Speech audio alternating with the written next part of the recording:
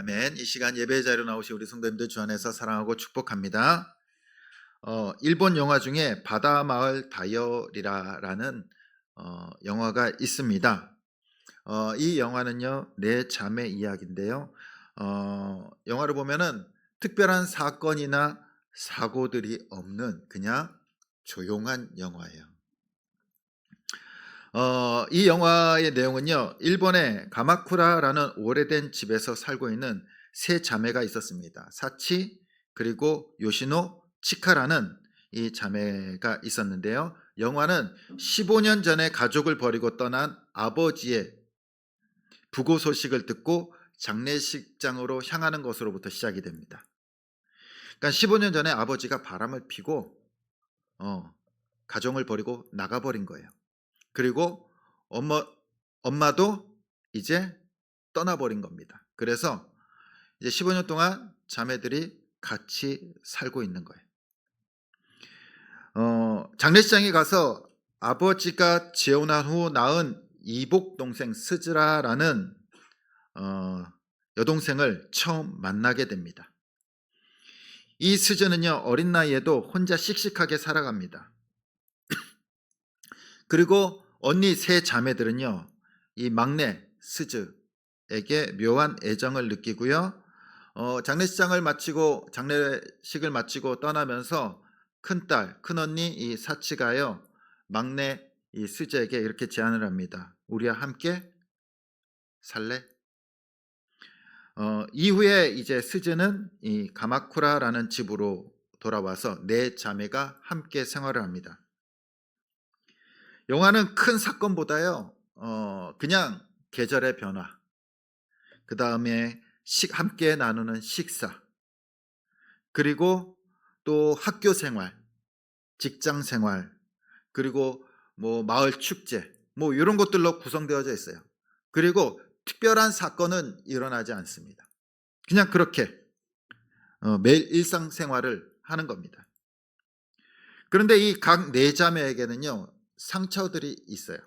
어떠한 상처가 있냐면은 큰언니, 맏언니 사치에게는요, 책임감이라는 이 감정, 부담감이 있는 겁니다.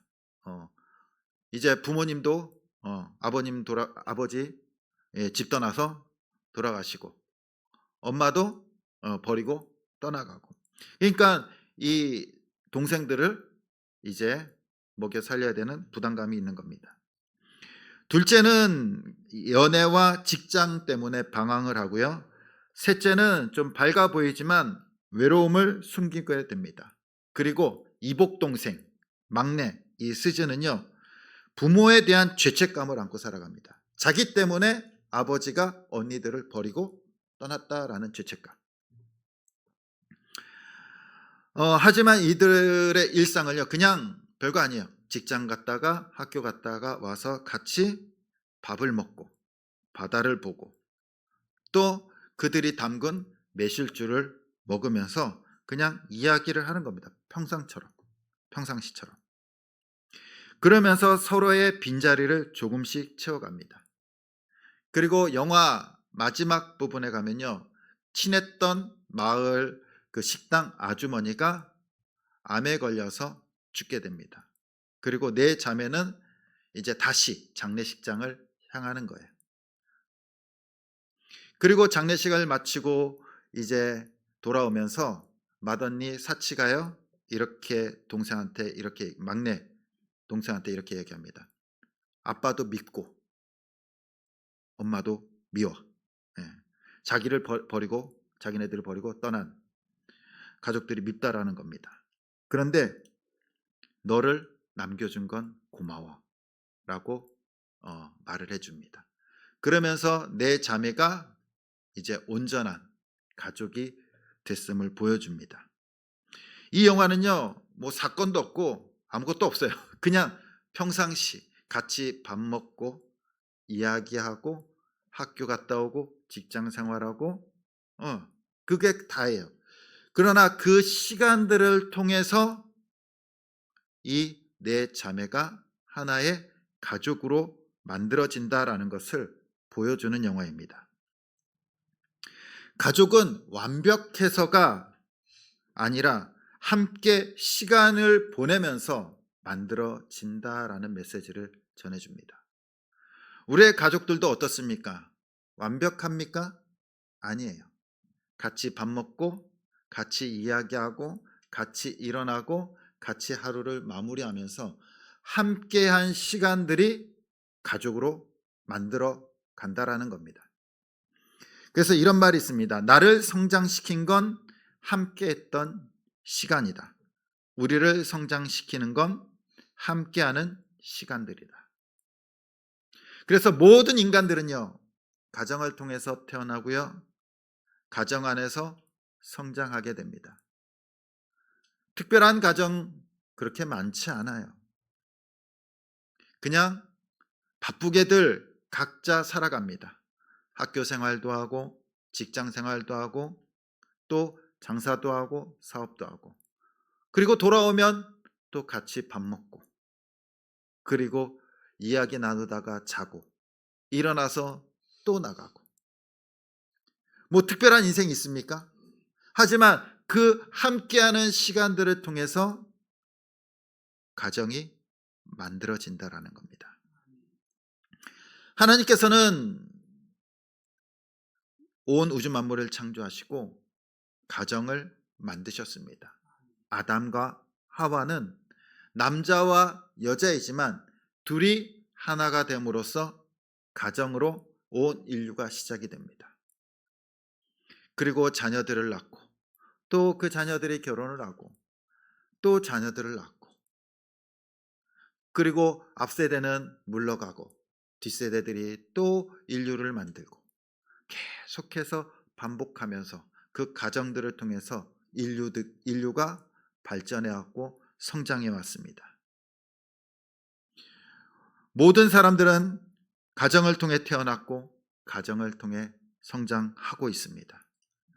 우리나라는 이 5월 달을요, 가정의 달로 우리는 이제 여기면서 함께 가정의 소중함을 깨닫는 시간을 갖습니다. 하나님께서도 우리에게 주신 가정, 그 가정을 우리도 다시 한 번 더 되짚으면서 그 소중함을 깨달았으면 좋겠습니다. 오늘 말씀해 보면요, 이 사도 바울은요, 가정에 대한, 그리고 혈육에 대한, 친척에 대한 애타는 마음을 기록하고 있습니다. 우리가 사도 바울 그러면요, 이방인의 사도예요. 그는 평생을 이제 로마 지역을 돌아다니면서, 한마디로 해외를 돌아다니면서 전도하고 선교하고 교회를 세웠던 사람입니다. 바울은 전도 여행을 통해서 이방 나라에 복음을 전하고 교회를 세웠어요. 그런데 오늘 말씀에 보면요, 그는 큰 고통과 아픔을 고백하고 있습니다. 우리 3절 말씀 우리 같이 한번 읽어보겠습니다. 시작.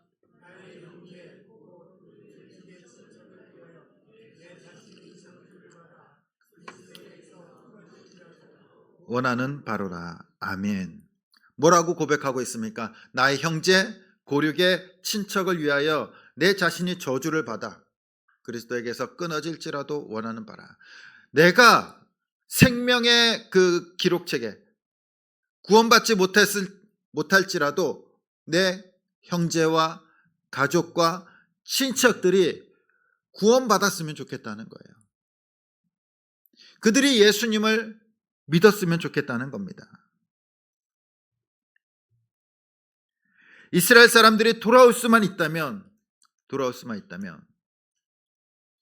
자기가 생명책에서 지워져도 좋다라고 말하고 있습니다.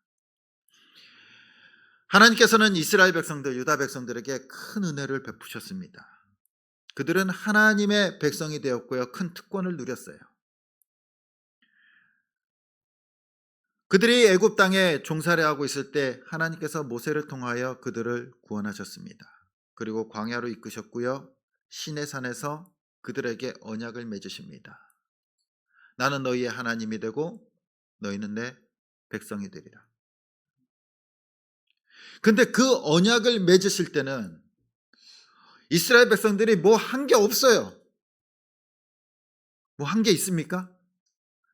하나님 앞에 예배를 드렸습니까?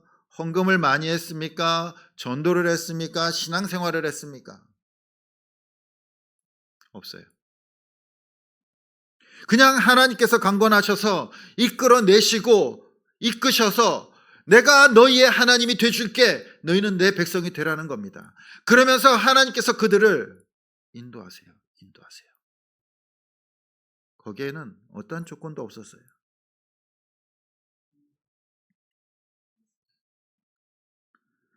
그들을 하나님의 제사장으로 만드셨고요. 그리고 하나님의 영광을 경험하도록 하셨습니다. 경험하도록. 성막을 통해서 그들은 하나님의 영광을 보았고요. 그리고 매일 하나님께서 주시는 그 음식으로 40년간을 지내게 됩니다.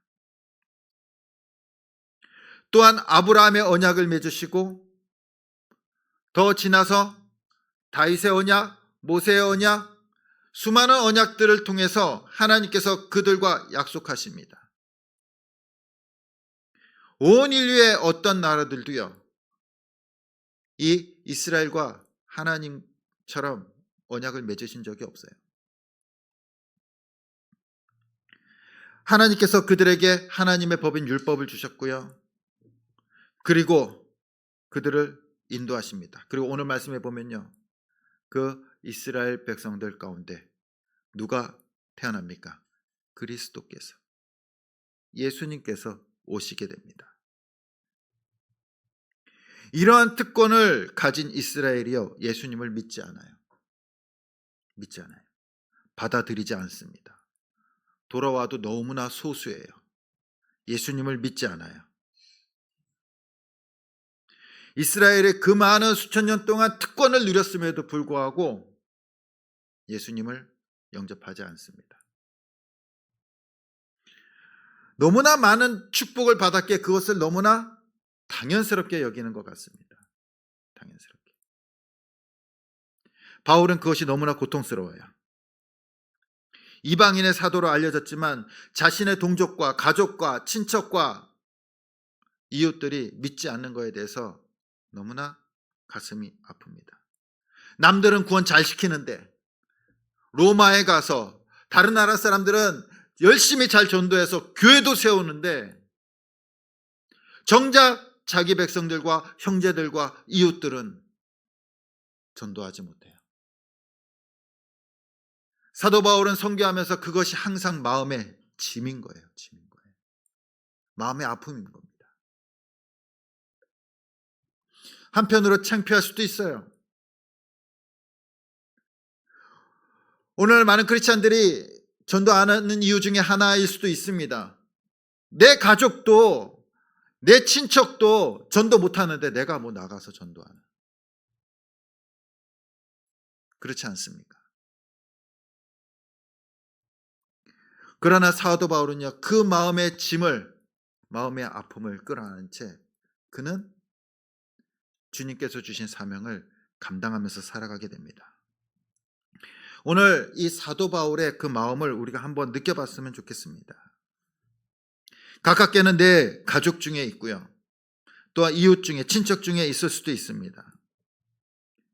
그들을 위해서 사도 바울처럼 기도해 본 적이 있으십니까? 내가 저주를 받아 하나님의 생명책에서 끊어질지라도 그들이 돌아왔으면 좋겠습니다. 그들이 구원받았으면 좋겠습니다. 우리는 언제 기도합니까? 아플 때. 아플 때. 내 가족이 아플 때. 내가 아플 때. 그럴 때는요, 정말 열심히 기도합니다. 중병에 걸리면은 금식하면서 또 새벽에 나와서 기도하고요. 또 주중에도 나와서 교회 와서 기도해요. 심지어는 기도원 가서 기도합니다. 기도해요. 근데 우리는 영혼을 위해서 그렇게 기도해 본 적이 있으십니까? 내 사업을 위해서, 성공을 위해서, 내 병을 위해서 그렇게 열심히 기도를 하는데 죽어가는 영혼을 위해서 그렇게 기도해 본 적이 있으십니까?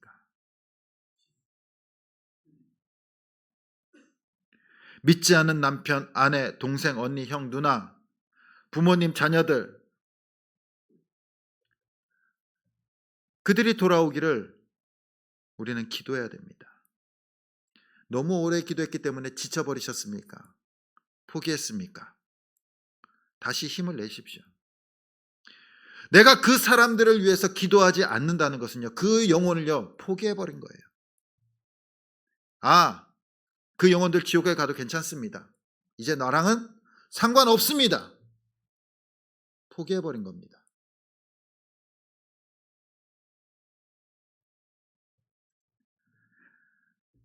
마음이 없으니까 기도도 하지 않는 거예요. 기도도 하지 않는 거예요. 정말로 우리의 죽어가는 영혼들, 가족들, 그들을 사랑하십니까? 그러면 다시 기도할 수 있길 소원합니다. 다음 주 가정 초청 주일을 앞두고 우리가 품은 영혼들을 위해서, 또 가족들, 이웃들을 위해서 우리 함께 기도했으면 합니다. 가능하면 하루에 한 끼라도 금식하면서 기도하길 소원합니다. 그 영혼의 문이, 마음의 문이 열리도록, 그들이 돌아올 수 있도록 기도하시길 바랍니다.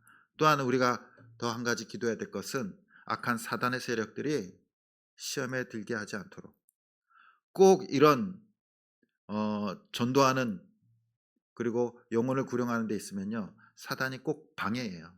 방해해.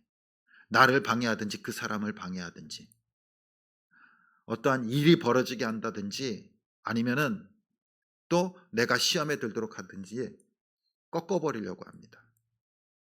그래서 우리는 늘 깨어서 기도해야 돼요. 기도해야 돼요. 그 영혼을 구령하는 것이 우리의 첫 번째 우선순위가 되어야 된다는 겁니다.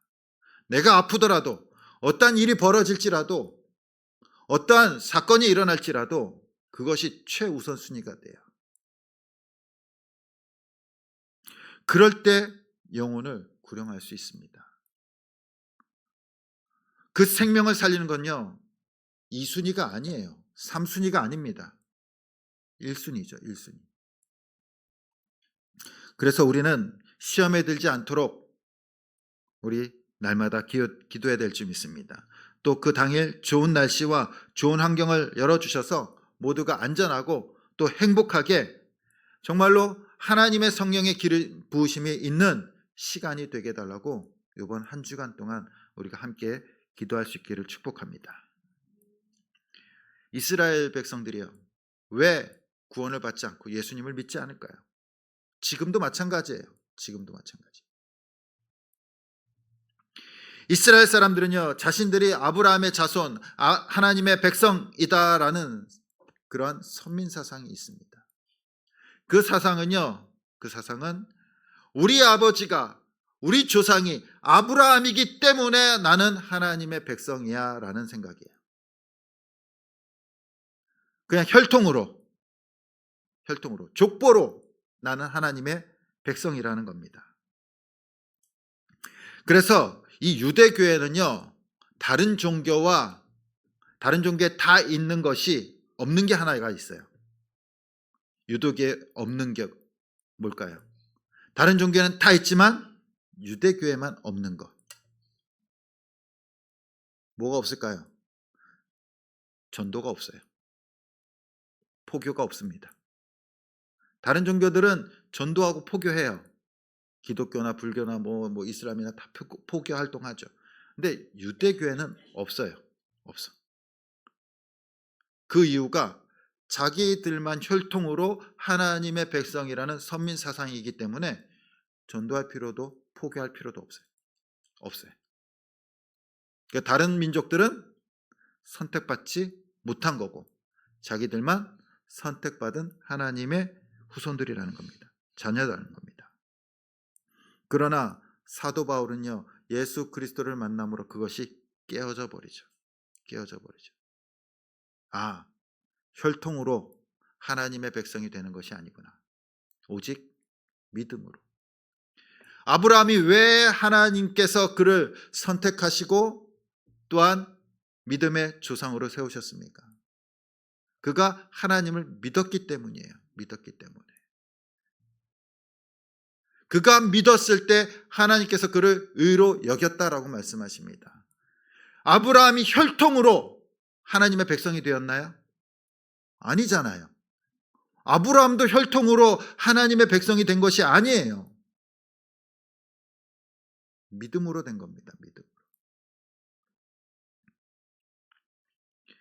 바로 믿음으로 말미암아 하나님의 백성이 되고 자녀가 된다라는 것을 이 사도 바울이 깨달은 거예요. 그래서 요한복음 1장 12절에 보면은 영접하는 자 곧 그 이름을 믿는 자들에게는 하나님의 자녀가 되는 권세를 주셨다라고 말씀하십니다. 또한 의인은 오직 믿음으로 말미암아 살리라. 바로 우리가 구원받는 것은요, 혈통이 아니에요. 믿음으로, 예수 그리스도를 믿음으로 구원받게 된 줄 믿습니다. 오늘날 많은 자녀들이 교회를 떠납니다. 떠나요. 왜 떠날까요? 우리 부모님이 신앙생활 잘하니까. 나는 어릴 때부터 모태신앙이었으니까. 혹시 유대교처럼 그런 혈통으로 구원받는다라고 착각하고 있지는 않습니까?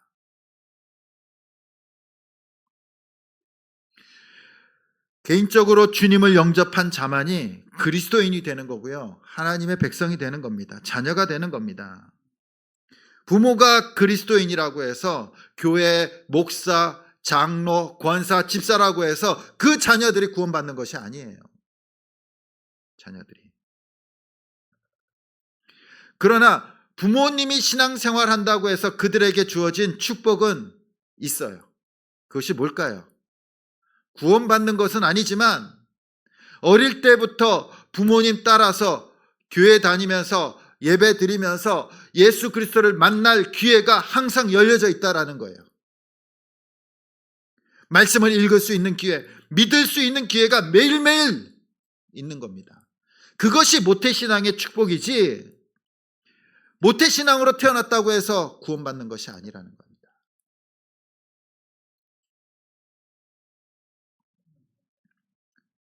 우리의 가족들, 자녀들, 그들이 주님을 만나지 않으면요, 아무리 우리가 신앙생활을 잘할지라도 그들이 구원받는 것이 아니에요.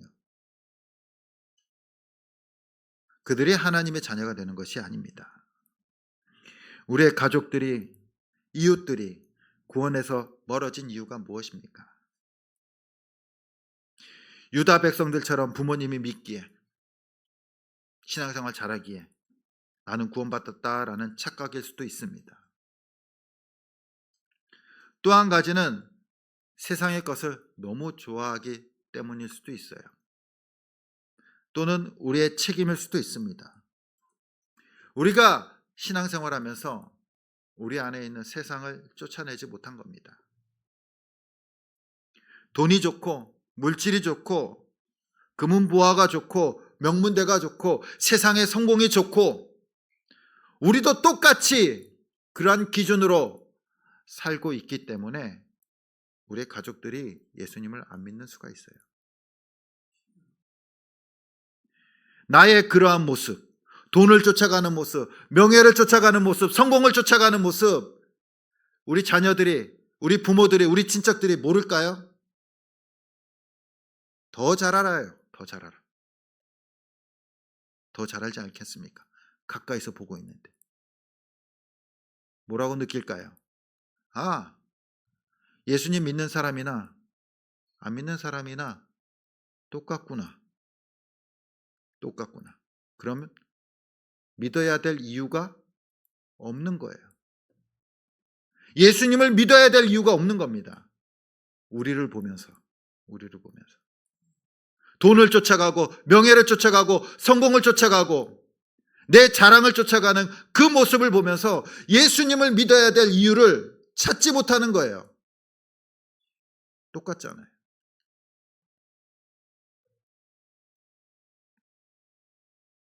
우리는 다르게 살아가야 돼요. 말씀으로.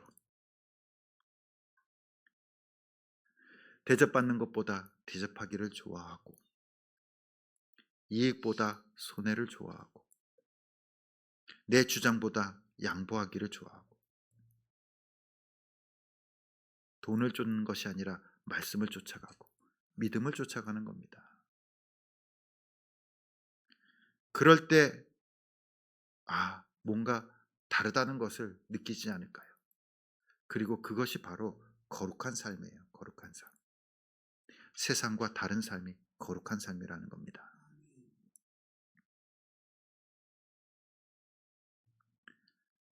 하나님께서 저와 여러분들을 분명한 뜻이 있어서 먼저 선택하셨습니다. 우리가 뭐 이쁘다고 먼저 선택하셨습니까? 뭐 우리가 예수님 믿기 전에 하나님께 이쁜 짓 하신 것 있으십니까? 뭐 잘한 거 있으세요? 없어요. 그럼에도 불구하고 저와 여러분들을 먼저 선택하셨어요. 왜 먼저 선택하셨습니까? 하나님의 뜻이 있기 때문입니다. 남편이 아니라 아내를 먼저 선택한 이유, 아내가 아니라 남편을 먼저 선택한 이유, 동생을 선택한 이유, 형을 선택한 이유, 우리를 선택한 이유. 그런데 우리는 그 하나님이 나를 선택한 이유, 그 뜻을 알려고 하지도 않고 알고 싶지도 않고 그리고 그렇게 살아가지도 않으려고 해요. 한 아버지가 이제 임종을 앞두고 아들을 불러 모읍니다. 그리고 마지막 유언을 남깁니다. 이제 유언을 남길 때 아들들이 와서 새 아들들이 와가지고 야 이제 무엇을 넘겨주실까 기대하면서 오지 않겠습니까? 어떻게 유산을 남겨주실까? 그러나 아버지는요 그들에게 재산을 주지 않습니다. 그리고 이렇게 얘기합니다. 너희에게 줄 것이 있다. 집 뒤에 가면은 창고 두 개가 큰 창고 두 개가 있다. 하나는 씨앗들을 모아둔 창고이고 다른 하나는 밭을 일굴 수 있는 농기구들이 있는 창고다. 그리고 그것을 나눠 가져라. 큰애는 호미를, 둘째는 괭이를, 셋째는 쟁기를, 삽을 나눠 가져라. 뭘 준 겁니까? 농기구들을 준 거예요. 농기구들을 나눠준 거예요. 그리고 아버지는 돌아가십니다. 아버지가 그들에게 씨앗과 농기구를 준 이유가 뭘까요? 뭘까요? 그걸 팔라고? 농기구 각자 팔고 씨 팔라고 줬을까요? 아니죠. 그것을 가지고 같이 농사를 지으라는 거죠. 그리고 그 열매를 나누라는 거죠. 나누라는 거죠. 하나님께서도 우리에게 똑같이 말씀하십니다. 우리를 부르시고 은혜를 베푸시고 구원하신 뜻이 무엇입니까? 우리에게 복음의 씨앗을 주셨어요. 복음의 씨앗을. 그리고 각기 다른 은사를 주셨습니다. 은사를.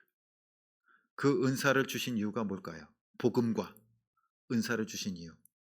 자랑하라고요? 그 은사를 가지고 잘 살라고요? 아니잖아요. 바로 함께 복음을 전하며 심고 가꾸고 열매 맺으라고 주신 점 있습니다. 그것이 하나님께서 우리에게 주신 뜻이고 또한 은혜인 줄 믿습니다. 이 시간 하나님께서 저와 여러분들을 부르신 뜻을 우리 한번 생각해 보았으면 합니다. 바울이 민족을 향한 마음은요, 하나님이 영혼을 향한 마음과 동일했습니다. 그는 예수님을 만나기 전 예수님을 핍박하는 자였어요. 죽이는 자였습니다. 그러나 그는 예수님을 만나고 난 후 핍박하는 자에서 핍박받는 자가 되었고 그리스도인들을 죽이는 자에서 주님을 알지 못하는 자들을 살리는 자가 되었습니다. 그것이 부르신 이유였습니다. 그는 하나님의 은혜를 너무나 잘 알았고 또한 하나님의 뜻을 잘 알았기 때문에 그 인생 복음을 전하면서 살아갔습니다. 그리고 마음 한켠으로는 그 민족을 향한, 가족을 향한 그 애끓는 마음, 애타는 마음으로 살아갑니다. 내가 저주를 받더라도 내 가족들을 살리고 싶습니다. 내가 생명을 바쳐서라도 내 가족을 살리고 싶습니다. 이것이 바울의 마음이었습니다. 또한 바울의 마음이자 예수 그리스도의 마음이었습니다. 그래서 예수님께서는요, 친히 저주를 받으셨잖아요. 십자가의 저주를 받고 우리를 살리신 줄 믿습니다. 그리고 우리를 구원하시고 이제 우리를요, 믿지 않은 가족 공동체 안으로, 또한 이웃 안으로 우리를 보내신 거예요. 보내신 거. 저와 여러분들을 구원하신 이유가 뭘까요? 구원하신 이유. 왜 구원하셨을까요? 너무나도 분명하지 않습니까? 너무나도. 잘 살라고 구원하신 것이 아니에요. 명예를 얻으라고 구원하신 것이 아니라는 겁니다.